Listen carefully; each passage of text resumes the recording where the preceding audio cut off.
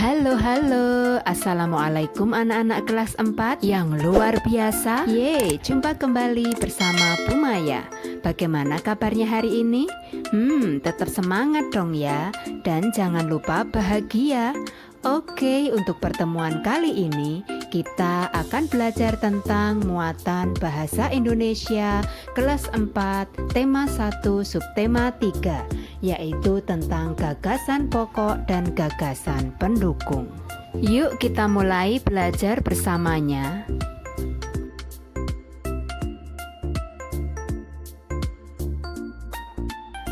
Sebelum belajar bersamanya kita mulai, Bu Maya akan membacakan tujuan pembelajaran kita hari ini.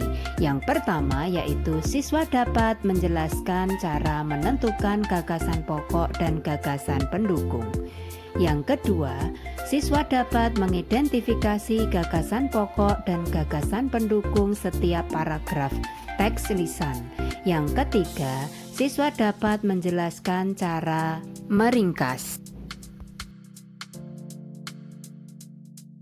Oh iya, masih ingatkah kamu gagasan pokok dan gagasan pendukung? Sudah agak lupa ya? Oke, Bu Maya bantu. Gagasan pokok adalah ide utama yang dibahas dalam sebuah bacaan. Kemudian, untuk nama lain gagasan pokok adalah ide pokok, gagasan utama, pikiran pokok, dan pokok pikiran. Sedangkan nama lain gagasan pendukung adalah kalimat pengembang atau kalimat yang menjelaskan gagasan pokok. Nah, lalu bagaimana cara menentukan gagasan pokok dan gagasan pendukung? Caranya adalah yang pertama, baca bacaan dengan seksama. Kemudian tiap paragraf biasanya ada satu kalimat utama. Kalimat utama biasanya ada di awal atau akhir paragraf. Kalimat utama adalah kalimat yang dijelaskan oleh kalimat-kalimat yang lain, atau oleh kalimat pengembang, atau oleh gagasan pendukung. Kemudian gagasan pokok atau ide pokok itu sama dengan ringkasan dari kalimat utama. Dan yang terakhir yaitu sisa kalimat yang lain disebut sebagai gagasan pendukung. Indonesia memiliki keberagaman adat istiadat, makanan, permainan tradisional, tarian, dan lain sebagainya.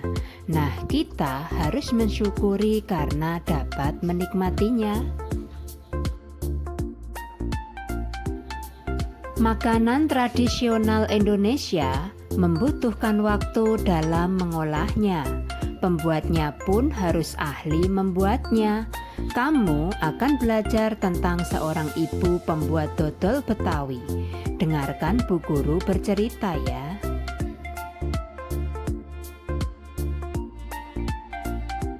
Untuk selanjutnya, simaklah cerita Bu Guru yang berjudul Dodol Betawi Mak Salma. Paragraf yang pertama. Sebentar lagi, kota Jakarta berulang tahun.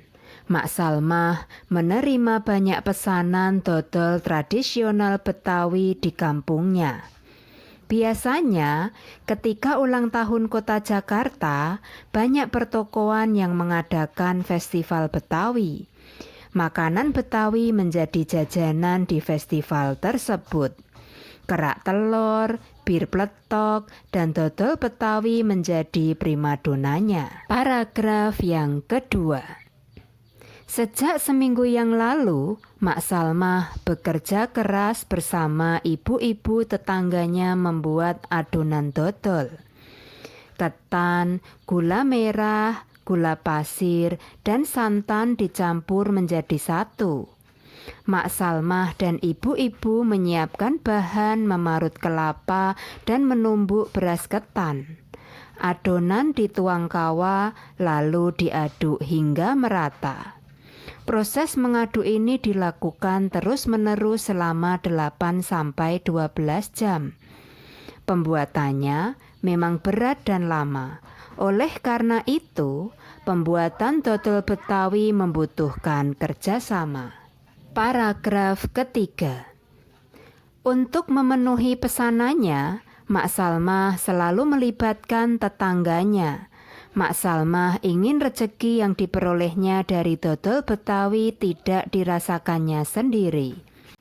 Ia ingin warga di sekitarnya juga ikut melestarikan makanan tradisional milik kampung sendiri. Dodol Betawi Mak Salmah ikut melestarikan budaya, memupuk kerjasama, serta menjalin keakraban antar warga.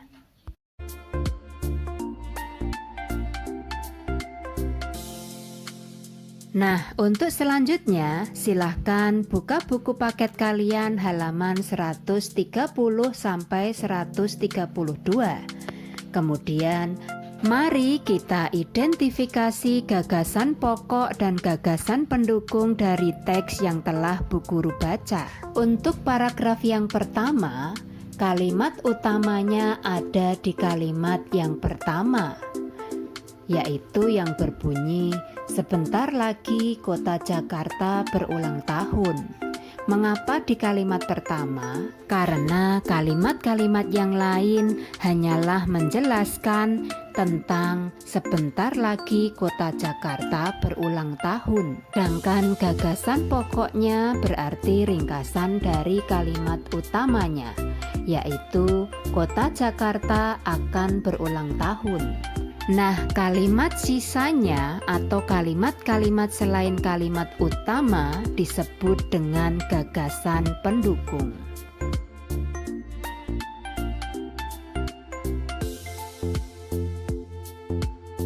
Untuk paragraf yang kedua, kalimat utamanya ada di kalimat yang terakhir.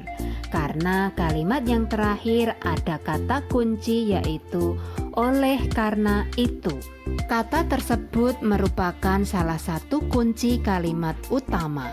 Berarti sudah pasti kalimat utamanya ada di yang terakhir. Kemudian kalimat utama tersebut kita ringkas menjadi gagasan pokok. Maka gagasan pokoknya adalah pembuatan dodol Betawi membutuhkan kerjasama. Kemudian kalimat yang lainnya atau sisa kalimat yang lain disebut dengan gagasan pendukung.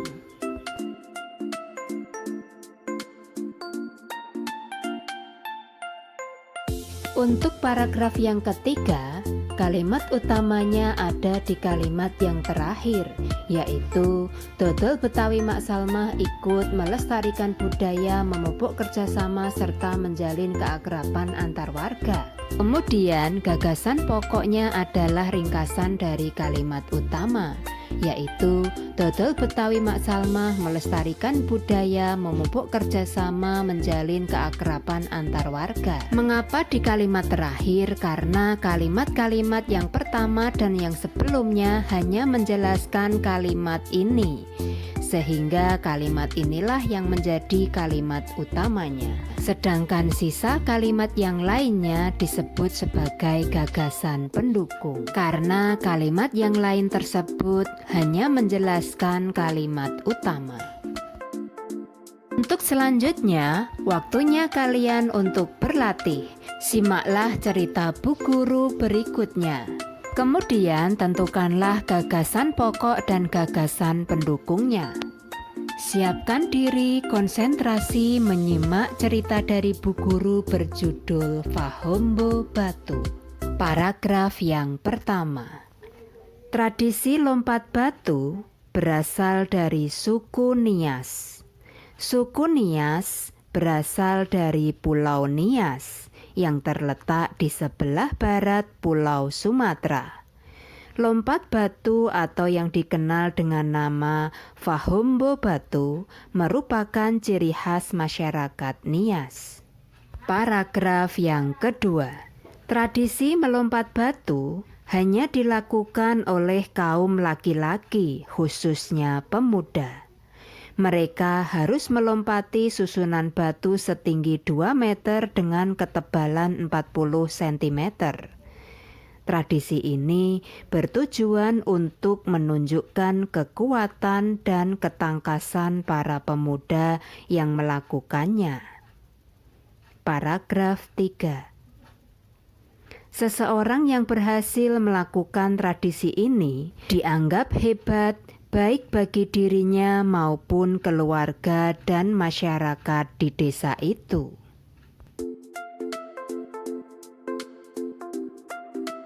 Nah, itulah tadi cerita tentang Fahombo Batu. Kemudian silahkan buka buku paketmu halaman 148 sampai 150. Tuliskanlah gagasan pokok dan gagasan pendukung dari paragraf 1 sampai paragraf yang ketiga pada halaman tersebut. Oh iya, kamu tidak perlu khawatir. Jika kamu mengalami kesulitan, kamu bisa bertanya kepada orang tuamu atau kepada gurumu. Dan beliau-beliau pun pasti dengan senang hati akan membantumu. Dan Bu Guru yakin kamu pasti bisa. Untuk selanjutnya, berikut Bu Maya beri informasi cara membuat ringkasan. Yang pertama yaitu baca bacaan 1-3 kali, kemudian catat atau tandai kalimat utamanya. Setelah itu, catat atau tandai kalimat-kalimat penting dari setiap paragrafnya. Dan yang terakhir, susunlah semua kalimat utama dari setiap paragraf dan tambahkanlah kalimat-kalimat penting dari setiap paragraf tersebut hingga menjadi paragraf yang baru. Yeay, alhamdulillah hari ini kita telah selesai belajar bersama tentang gagasan pokok dan gagasan pendukung. Bagaimana? Apakah kalian sudah mengerti? Wow, kalian memang luar biasa. Oke, jangan lupa like dan subscribe ya. Dan sampai jumpa di pertemuan yang berikutnya. Terima kasih. Wassalamualaikum. Bye.